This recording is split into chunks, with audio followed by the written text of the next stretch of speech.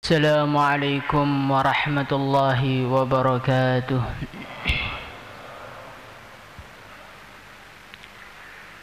إن الحمد لله نستعينه ونستغفره ونؤمن به ونتوكل عليه ونعوذ به من شرور أنفسنا ومن سيئات أعمالنا. من يهده الله فلا مضل له ومن يضلل فلا هادي له. أشهد أن لا إله إلا الله وحده لا شريك له وأشهد أن سيدنا ومولانا وحبيبنا محمدا عبده ورسوله. اللهم صل وسلم على سيدنا محمد وعلى آله وصحبه أجمعين. أما بعد،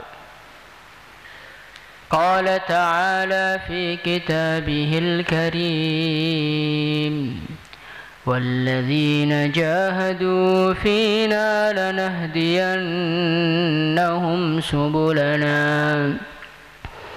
وإن الله لمع المحسنين.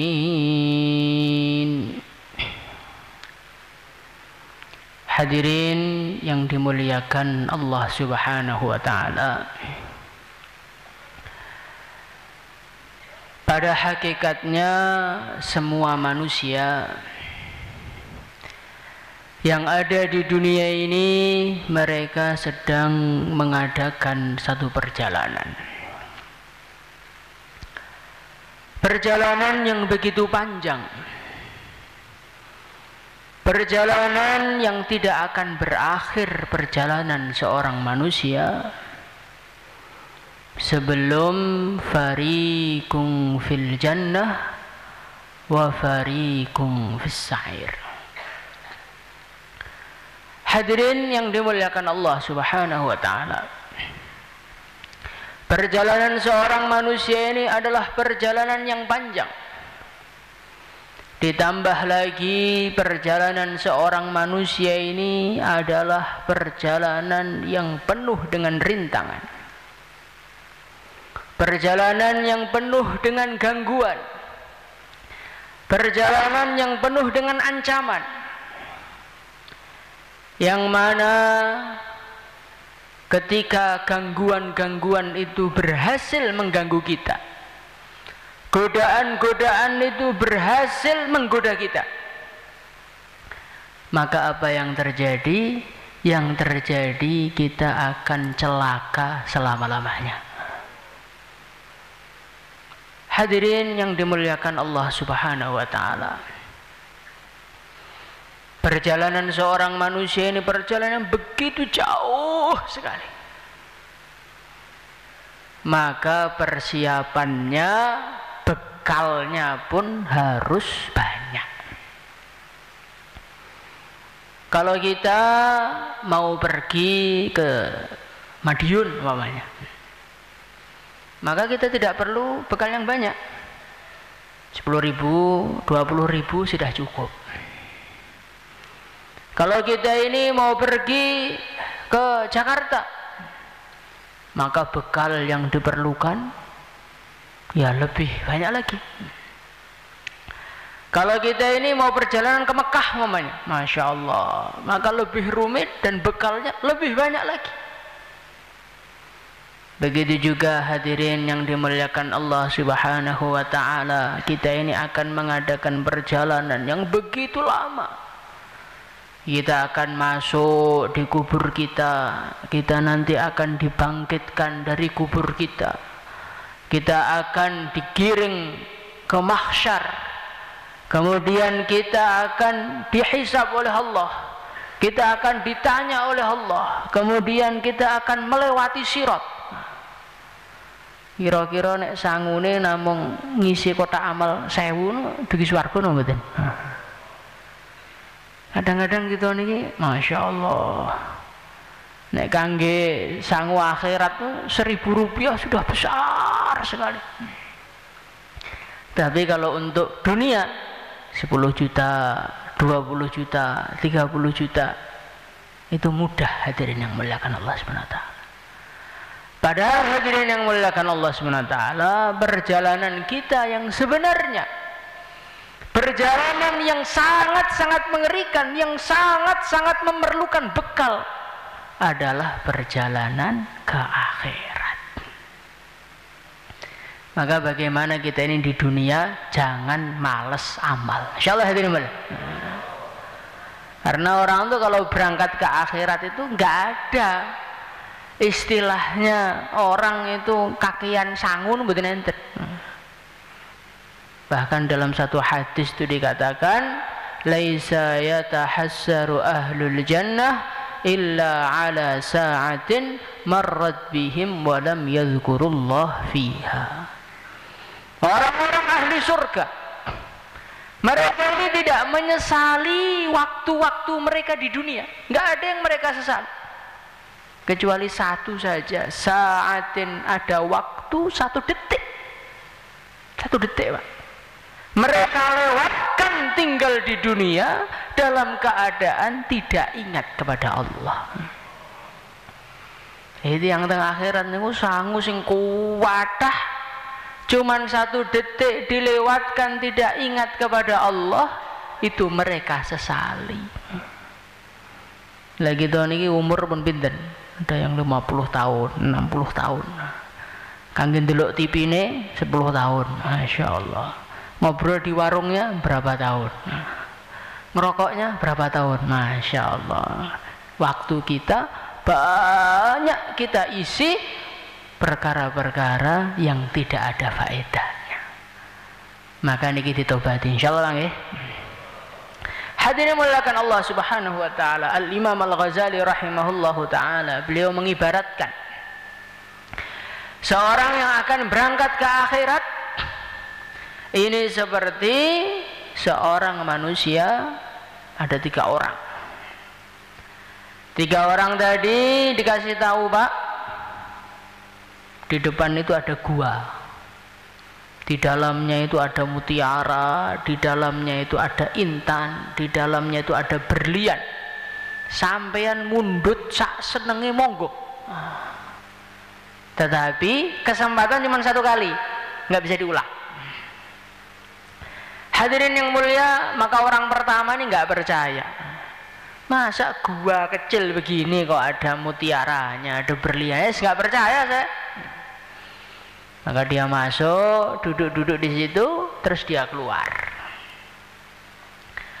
Orang yang pertama, orang yang kedua, dia masuk. Orang yang cerita sama saya itu tadi kayaknya nggak pernah bohong dia.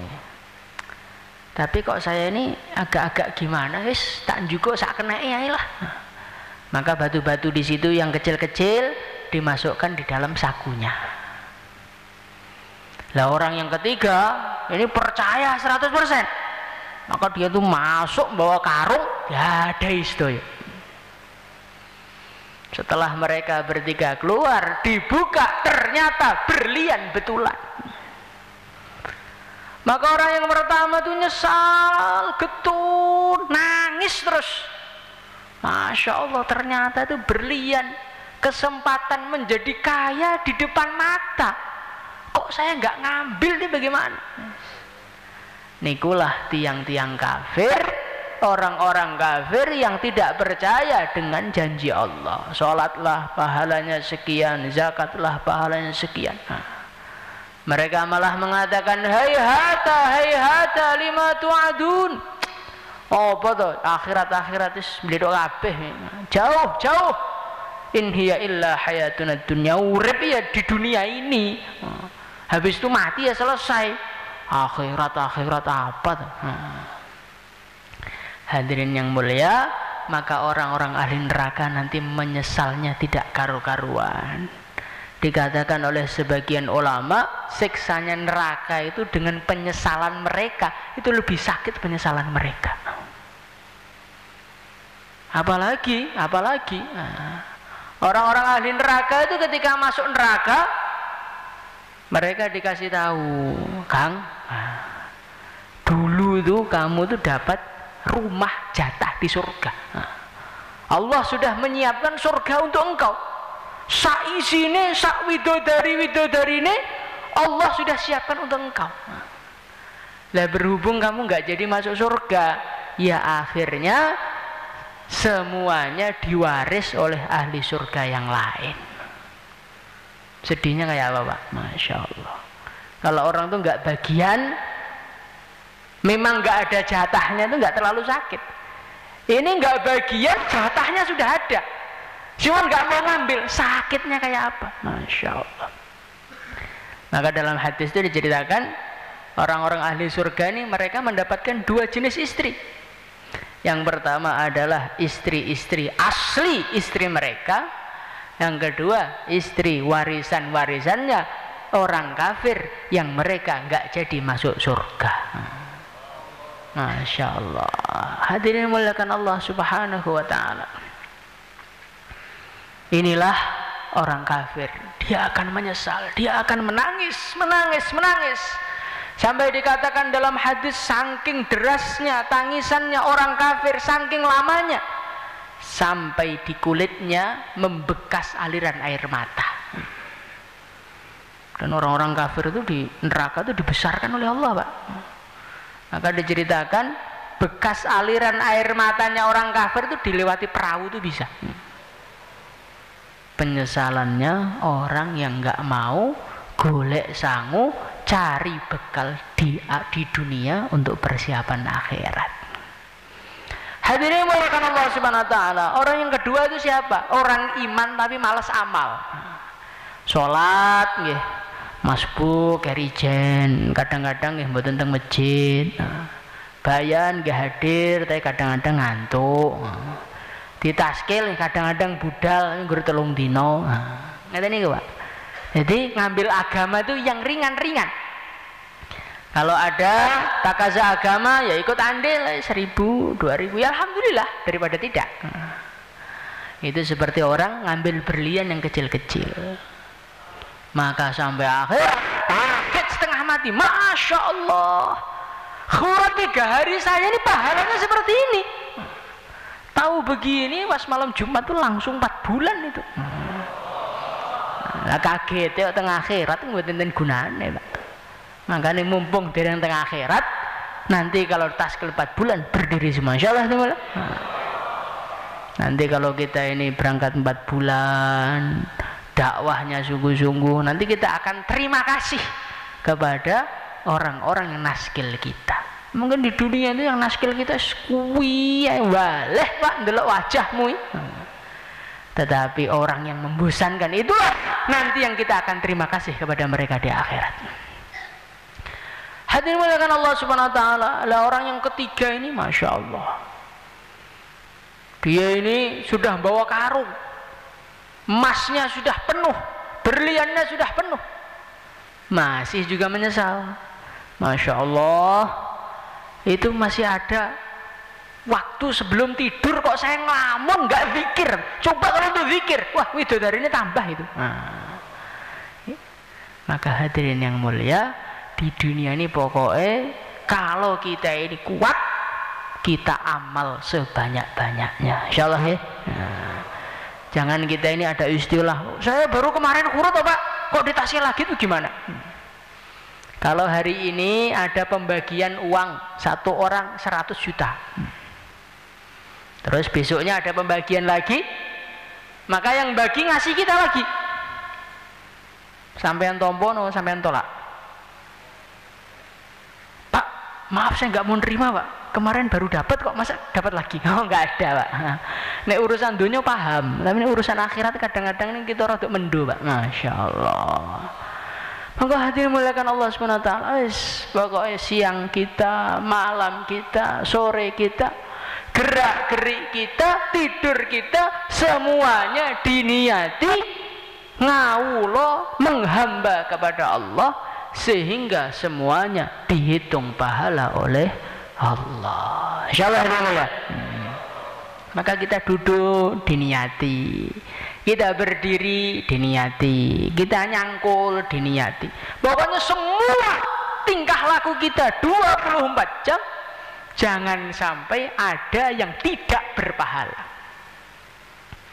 Orang tuh kalau diniati ikut perintah Allah, tidur dapat pahala, makan dapat pahala, ketemu dengan istri dapat pahala. Maka ada satu cerita, ada seorang santri, dia ini sowan sama Pak Yainya, kemudian dia pulang ternyata sungainya itu banjir. Maka sowan sama Pak Yai, ini saya mau pulang nggak bisa, sungainya banjir, jembatan belum ada saat itu. Gimana Pak Yai ini? Kan saya ini harus pulang sekarang. Oh gampang Kang, omongo, katakan kepada sungai itu, hei sungai, Pak Kiai yang nggak pernah nikah, nggak pernah makan, nggak pernah minum, menyuruh engkau untuk kering saat ini juga. Maka betul Pak, santrinya itu datang ke sungai, bilang seperti itu, langsung kering seketika. Maka istrinya itu ngamuk-ngamuk dari belakang, loh Pak Yai, sampean ngendi kono opo? Gak pernah kawin, gak pernah nikah, lah anak banyak ini, anaknya siapa ini? Beras di gudang habis itu yang makan siapa? Maka Pak Yainya tadi mengatakan, gak njowo, aku ki rabi karo kowe, aku ki mangan kok niat mangan nih. Saya makan, saya nikah tuh niat ikut perintah Allah. Maka di sisi Allah tuh dihitung amal, bukan dihitung menuruti hawa nafsu. Masya Allah. Maka kita ini usaha 24 jam cari bekal ke akhirat sebanyak-banyaknya. Insyaallah hadirin. Hadirin muliakan Allah Subhanahu wa taala. Kemudian yang kedua kali, orang tuh kalau pengen perjalanan nyaman, nggak cukup bekalnya banyak, uangnya banyak nggak cukup, tapi apa-apa yang nggak penting nggak usah dibawa. Kita ini di rumah punya wajan, kita di rumah punya panci, punya kompor, punya kasur, punya dipan, meja, gelas-gelas. Kalau kita ke Jakarta, kita bawa apa kita tinggal? Kita tinggal, yang dibawa ya kelambi sak setel, 2 setel. Yang penting iso ganti, dibetul enteng, berangkat. Begitu juga hadirin muliakan Allah Subhanahu wa taala. Kalau kita ke akhiratnya bawaannya kebanyakan. Bawa mobil, bawa kasur, bawa rumahnya tingkat, Masya Allah. Itu nanti kayak orang mau ke Jakarta bawa truk, semua perabot rumahnya dibawa semua. Akhirnya apa? Akhirnya repot. Karena bawaannya banyak, bagasinya mahal, harus sewa truk. Kalau naik pesawat terus pirang-pirang juta. Begitu juga makanya Rasulullah SAW beliau mengatakan, orang-orang miskin mereka itu lebih dulu masuk surga daripada orang kaya jarak setengah hari. Wah, lu tak jadi tiang sugih mon Pak, kajak setengah dino. Setengah dinone akhirat Pak, 500 tahun. Karena nanti di akhirat itu yang kaya-kaya itu urusannya banyak. Mobilmu duit sing ngendi? Tinggu tak kaza no mboten. Montore niku nggih teng markas terus nggo alasan itikaf napa alasan melayu. Nah, niku diurus dhewe kali Gusti Allah. Makanya sing melarat-melarat ini malah cepet mlebu swargane kranten barang bawaannya ke akhirat itu tidak terlalu banyak.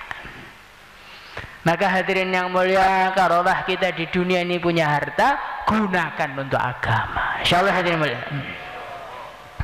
Hadirin muliakan Allah Subhanahu wa taala. Orang tuh ke akhirat, dia ini tidak hanya perlu sangunya banyak, tetapi dia ini juga perlu sangunya, bekalnya itu terjaga sampai tempat tujuan.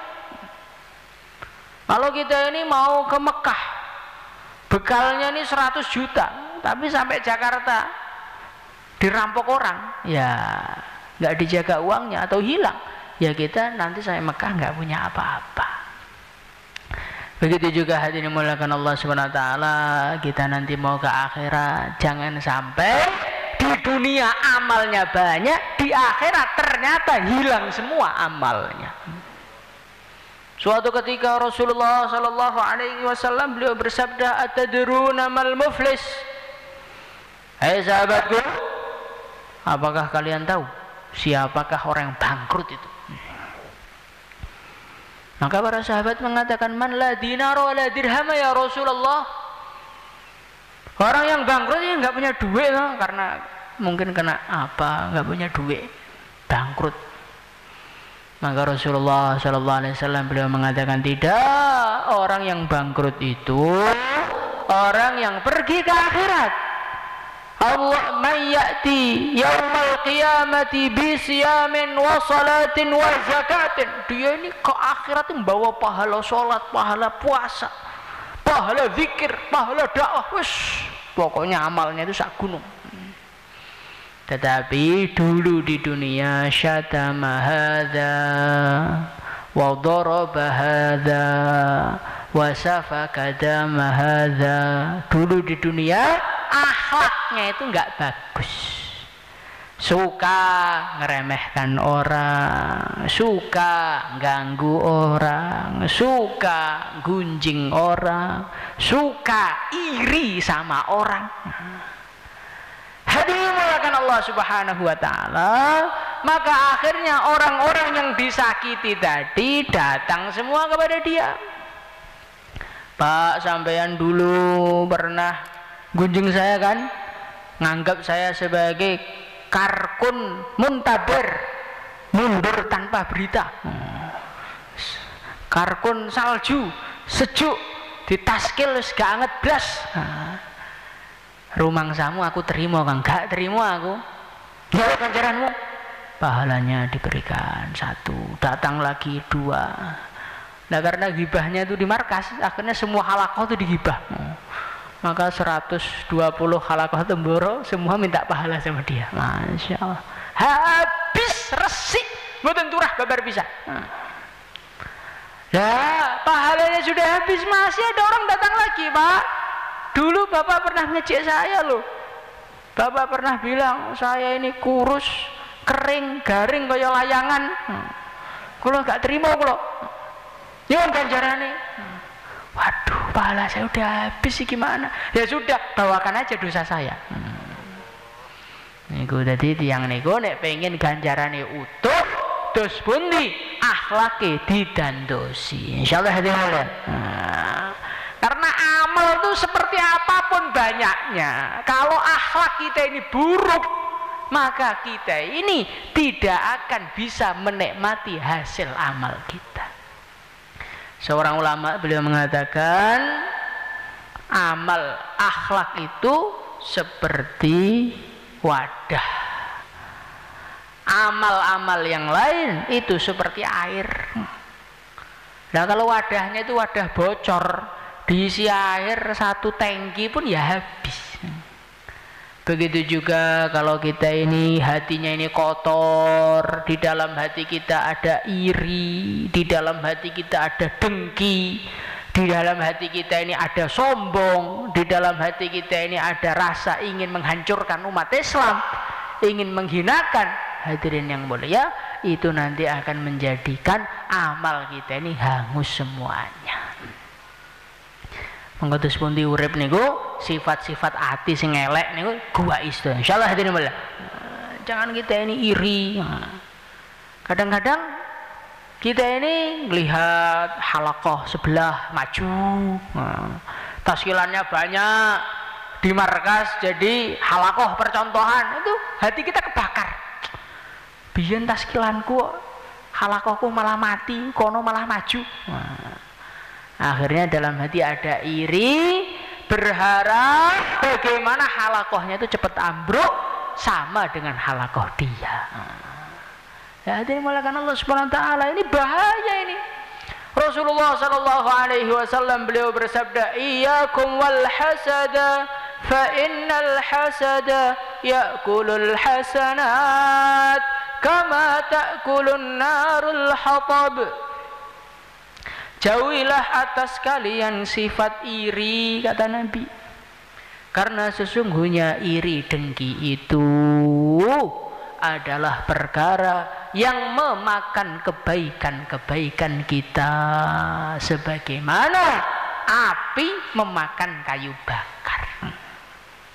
Api itu kalau dimakan kayu bakar bagaimana? Dikit tahu-tahu habis jadi abu. Begitu juga hasad tuh dikit amal kita habis, akhirnya ke akhirat nggak bawa apa-apa.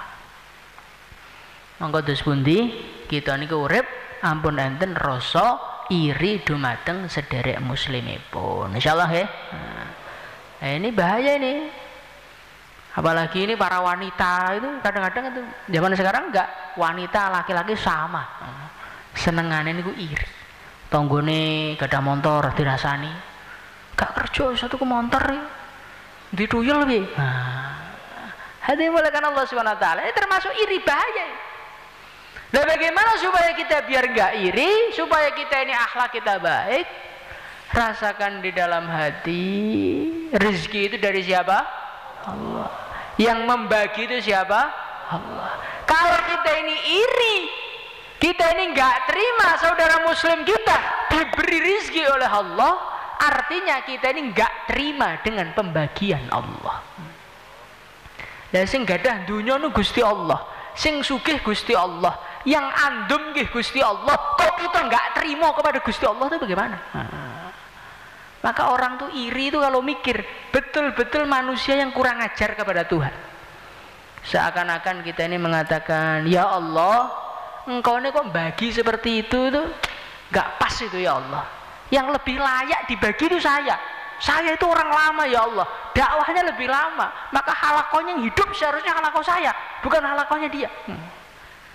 Jangan nek sanjang itu tentang Gusti Allah lho, cekel lebokne neraka lep langsung. Maka kita niki ampun hasad, ampun iri, karena arti dari hasad itu nantang Gusti Allah.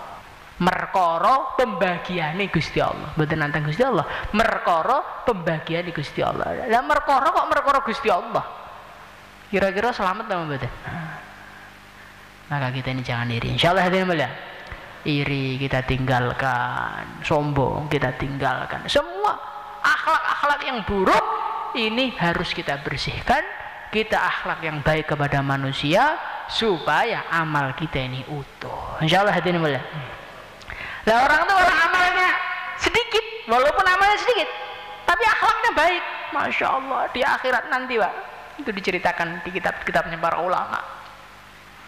Ada orang itu mau masuk neraka, kemudian tiba-tiba ada orang soleh lewat, maka orang tadi teriak, Pak Kiai, syafaati saya Pak Yai, syafaati saya Pak Yai.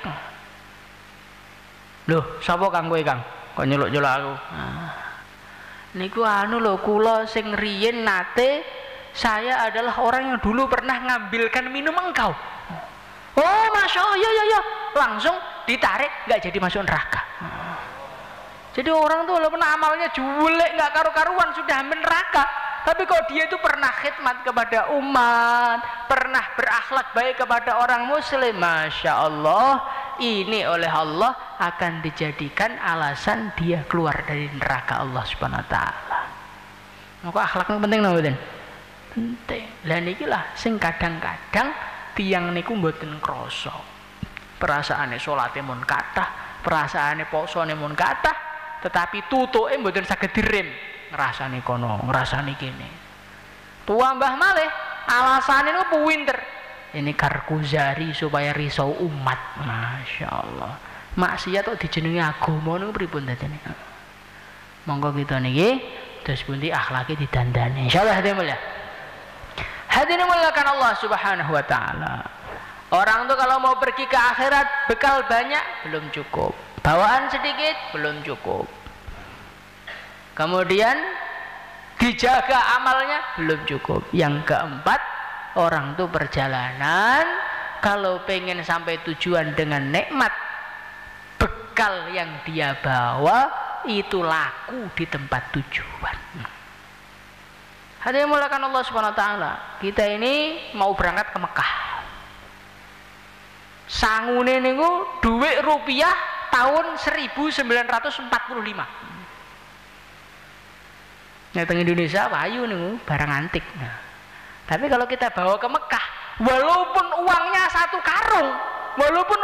karung, untuk beli kurma satu pun nggak dikasih. Karena apa? Uangnya tidak berlaku. Begitu juga hadirin mulakan Allah Subhanahu wa taala, amal yang berlaku di sisi Allah, amal yang diganti pahala oleh Allah adalah amal-amal yang ikhlas karena Allah. La ilaha illallah. Kita ini walaupun sholat 1000 rakaat, kita ini walaupun zikir berjam-jam, walaupun dakwah 4 bulan, kok niatnya tidak karena Allah, ya nanti di akhirat sia-sia. Maka diceritakan di dalam hadis, ada orang dipanggil oleh Allah, "Hei fulan, kenapa engkau ini dulu berjuang di jalanku sampai engkau mati?" "Ya Allah, saya ini berjuang di jalanmu sampai saya mati di jalanmu hanya semata-mata mencari ridhomu ya Allah." "Kadabta, bledok kowe. Engkau berjuang di jalanku liyuqal annaka jari, supaya dikatakan engkau ini adalah seorang pemberani, seorang pahlawan toh, ben ketok kondang toh." Syaratkan neraka. Berjuang di jalan Allah, mati di jalan Allah, nggak ikhlas, neraka. Kemudian ada orang lagi ditanya, "Hei fulan, kenapa engkau ini membaca Al-Quran?" "Ya Allah, saya ini mencari itu." "Bohong kamu. Kamu membaca Quran itu biar dibilang suaranya bagus, biar begini, biar begini. Gak terima, syaratkan neraka." Orang yang sudah mati di jalan Allah saja niatnya nggak lurus, neraka. Lah kita ini, masya Allah, amalnya itu bagaimana, terus niatnya bagaimana. Maka kita ini hadirin yang muliakan Allah SWT, di dalam duduk kita, sholat kita, zikir kita, ngaji kita, dakwah kita, kita usaha tashihun niyah, niatnya kita belajar luruskan. Insyaallah hadirin mulia. Pokoknya ampun niat krono makhluk jangan sampai ada dalam hati kita. Lah bagaimana Pak supaya kita ini biar niat karena Allah itu bagaimana caranya? Caranya gampang, caranya adalah kalau kita ini merasa makhluk itu nggak bisa apa-apa. Yang menjadikan kita ini niatnya nggak lurus itu karena kita melihat makhluk bisa senyum, makhluk bisa marah, makhluk bisa cinta kepada kita, makhluk bisa memuji kita, makhluk bisa menghormati kita. Nah ini yang rusaknya iman menjadikan rusaknya niat. Maka hadirin muliakan Allah Subhanahu wa taala, ada enggak orang itu bayan semangat? Pak, bayannya kok semangat sekali, Pak? Iya, ini loh, biar tiang-tiang tuh pada seneng sama saya. Biar batu-batu pada seneng sama saya. Enten apa mboten, Pak? Mboten enten. Kenapa? Karena dia memandang tiang nggak bisa senyum, nggak bisa cinta, batu nggak bisa senyum, maka nggak ada orang tuh amal karena batu, amal karena tiang, amal karena lampu, amal karena genteng, nggak ada. La indallah menungso kalih wadon niku sami la yadurru wa la yanfa, sami makhluk Gusti Allah. La ilaha illallah. Jadi makhluk itu bergerak, bukan bergerak, digerakkan oleh Allah. Kenapa? Kita mencari ridhonya makhluk itu kenapa? Padahal makhluk itu bisa ridho kepada kita kalau Allah menggerakkan hati mereka untuk ridho kepada kita. Dong makhluk kok amal krono makhluk, dong makhluk sing nyetir Gusti Allah. Maka hadirin yang mulia, kalau ada kayu, ada anjing Pak, ada anjing ngelihat pentungan, maka anjing itu nggak takut sama pentungan itu. Tapi ketika pentungan itu dipegang sama orang yang punya kayu, anjing baru lari. Anjing itu paham loh, kayu nggak bisa ngapa-ngapain. Lah kok kita nggak paham, makhluk nggak bisa ngapa-ngapain, cik pinter anjing itu bagaimana? Kadang-kadang iman kita ini ketawanya suweram, ternyata belas mboten ramblas. Maka hadirin yang mulia, kita luruskan, makhluk itu kayak apa-apa. Semua senengnya makhluk, ridhonya makhluk, ngamuknya makhluk, itu yang menggerakkan Allah. La ilaha illallah. Hadirin muliakan Allah Subhanahu wa taala. Lah kalau orang itu amalnya sudah ikhlas, amalnya ini enggak dicampuri dengan akhlak yang buruk, amalnya banyak, bawaannya sedikit, insyaallah wa may yuti'illaha war rasul fa ulaika ma'al ladzina an'ama Allahu 'alaihim minan nabiyyin was-siddiqin wasyuhada'i was-salihin wa hasuna ulaika rafiqa. Tiang-tiang yang memenuhi bekalnya banyak, bekalnya terjaga, amalnya ikhlas karena Allah, nanti di akhirat dikumpulkan oleh Allah dengan para nabi, para rasul, para syuhada, para siddiqin, para sholihin. Semoga termasuk kita semuanya. Pengen apa betul Pak? Tengah akhirat lenggah sowan nabi, pengen apa betul? Mangga saged sowan teng Sayyidina Abu Bakar, minta cerita bagaimana perjuangan beliau, ketemu dengan Sayyidina Umar, nanti ketemu dengan Sayyidina Khalid, seorang panglima yang tak pernah terkalahkan sepanjang hidupnya. Nanti bisa tanya kepada Sayyidina Ali bagaimana kealiman beliau. Wis, orang-orang soleh ngumpul jadi satu. Semoga kita termasuk mereka semuanya. Insyaallah hadirin mulia. Hadirin muliakan Allah Subhanahu wa taala.